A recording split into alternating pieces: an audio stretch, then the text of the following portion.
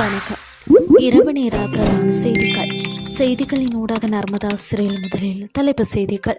நீர்வெட்டு கால அளவில் மாற்றம் 4 வலயங்களில் இன்று முதல் 18 மணி நேர தடை.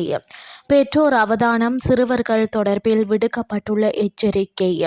கோர்மோஸ் நீரிணையை சிக்கியுள்ள 2000 கப்பல்கள் அச்சத்தில், உலகளாவிய எண்ணெய் விநியோகம். இனி விரிவான செய்திகள். கொழும்பு மாவட்டத்தின் பிரதான நீர்த்தேக்கங்களில் நீர்மட்டம் வேகமாக குறைந்து வருவதால் குடிநீர் தட்டுப்பாடு ஏற்படும் அபாயம் உருவாகியுள்ளது. அதன்படி பாதுகை, கோமாகம, பெலன்வத்த மற்றும் பன்னிப்பட்டிய ஆகிய 4 வலயங்களில் முன்னதாக அறிவிக்கப்பட்டிருந்த 24 மணி நேர நீர் விநியோக தடை தற்போது 18 மணி நேரமாக குறைக்கப்பட்டுள்ளதாக தேசிய நீர் வழங்கல் மற்றும் வடிகால் அமைப்பு சபை உத்தியோகபூர்வமாக அறிவித்துள்ளது. புதிய திருத்தப்பட்ட நேர அட்டவணையின்படி கோமாகம பகுதியில் இன்று, பெலன்வத்த பகுதியில் நாளை, பன்னிப்பட்டிய பகுதியிலும் நாளை மறுதினம் 18 மணி நேர நீர்வெட்டு நடைமுறைப்படுத்தப்படும். இந்த நீர் விநியோக தடை அமுல்படுத்தப்படுவதால் பொதுமக்கள் நீரை சிக்கனமாக பயன்படுத்துமாறும், தமக்கு தேவையான நீரை முன்கூட்டியே சேமித்து வைக்குமாறும் அறிவுறுத்தப்பட்டுள்ளது. மேலதிக விபரங்கள் மற்றும் முறைப்பாடுகளுக்கு தேசிய நீர் வழங்கல் அதிகார சபையின் 1939 என்ற 24 மணி நேர அவசர அழைப்பு இலக்கத்தை தொடர்பு கொள்ள முடியும் என அறிவிக்கப்பட்டுள்ளது. பிள்ளைகளை வெப்ப பாதிப்பில் இருந்து பாதுகாக்க பெற்றோர் எடுக்க வேண்டிய நடவடிக்கைகள் குறித்து மருத்துவ நிபுணர்கள் அறிவுறுத்தியுள்ளனர். தற்போது நிலவும் வெப்பமான வானிலை காரணமாக பிள்ளைகளிடையே சரும நோய்கள் குறிப்பிடத்தக்க அளவு அதிகரித்துள்ளதாக சிறுவர் நல விசேட மருத்துவ நிபுணர் தீபால் பெரேரா தெரிவித்துள்ளார். வெப்பத்தின் தாக்கத்தை குறைக்க பெற்றோர் பின்வரும் எளிய மற்றும் பயனுள்ள நடைமுறைகளை பின்பற்றுமாறு அவர் வலியுறுத்தியுள்ளார்.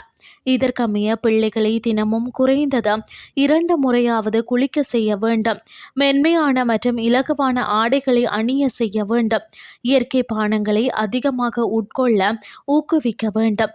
பிள்ளைகள் அதிகளவு தண்ணீரை குடிப்பதை உறுதிப்படுத்த வேண்டும். குறிப்பாக பாடசாலைக்கு செல்லும் பிள்ளைகளுக்கு 2 போத்தல்கள் தண்ணீர் கொடுத்து விடுமாறு கேட்டுக்கொள்ளப்பட்டுள்ளது. அத்துடன் சிறுவர்கள் தண்ணீர் குடிக்காமல் வீதிகளில் விளையாடுவதை தவிர்க்க வேண்டும் என்றும், அவர்களின் ஆரோக்கியம் குறித்து பெற்றோர் விழிப்புடன் இருக்க வேண்டும் என்றும் மருத்துவர் தீபால் பெரேரா மேலும் தெரிவித்துள்ளார். இனி வெளிநாட்டு செய்திகள். கோர்மோஸ் நீரிணை வழியாக கப்பல்களின் போக்குவரத்து கிட்டத்தட்ட நிறுத்தப்பட்டதால் உலகளாவிய எண்ணெய், எரிவாயு மற்றும் உர விநியோகத்தில் ஏற்படும் தாக்கம் குறித்து பரவலாக பேசப்பட்டு வருகிறது.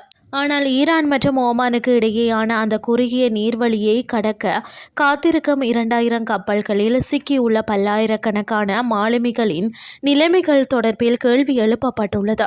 இது தொடர்பில் சர்வதேச கடல்சார் அமைப்பு தெரிவிக்கையில், மோதல் தொடங்கியதிலிருந்து வளைகுடாவில் வர்த்தக கப்பல்கள் மீது 21 தாக்குதல்கள் உறுதி செய்யப்பட்டுள்ளன.